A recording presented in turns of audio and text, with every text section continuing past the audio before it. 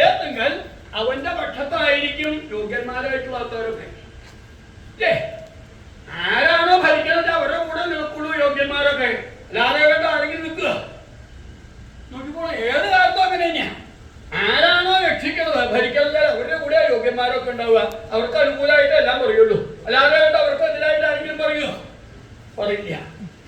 അപ്പൊ അങ്ങനെ വന്നാൽ ഇപ്പൊ നമ്മൾ യോഗ്യന്മാരായിട്ട് വിശ്വപിതാമകൻ, ദ്രോണാചാര്യൻ, അതുപോലെ തന്നെ സമാചാര്യൻ തുടങ്ങിയിരിക്കുന്ന യോഗ്യന്മാരെല്ലാവരും ദുര്യോധന്റെ കൂടെ ഉണ്ടാവുക. നമ്മുടെ കൂടെ നിൽക്കാൻ ആരും ഉണ്ടായിരുന്നില്ല. അപ്പൊ അങ്ങനെ വരുന്ന സമയത്തെങ്കിൽ ഇവരെല്ലാവരെയും വിജയിച്ച് ആ രാജ്യം പിടിക്കണം എന്നുണ്ടെങ്കിൽ നമുക്ക് സാധിക്കണമെങ്കിൽ നല്ല ബുദ്ധിമുട്ടാണ്. ആരോടൊക്കെയാണ് നമുക്ക് യുദ്ധം ചെയ്യാനുള്ളത്? നിസാരന്മാരോടല്ല. പ്രധാനമായിട്ടുള്ള ആരാണ്? പിതാമഹൻ, വിഷ്ണുപിതാമഹനോടാണ് നമുക്ക് യുദ്ധം ചെയ്യുന്നത്.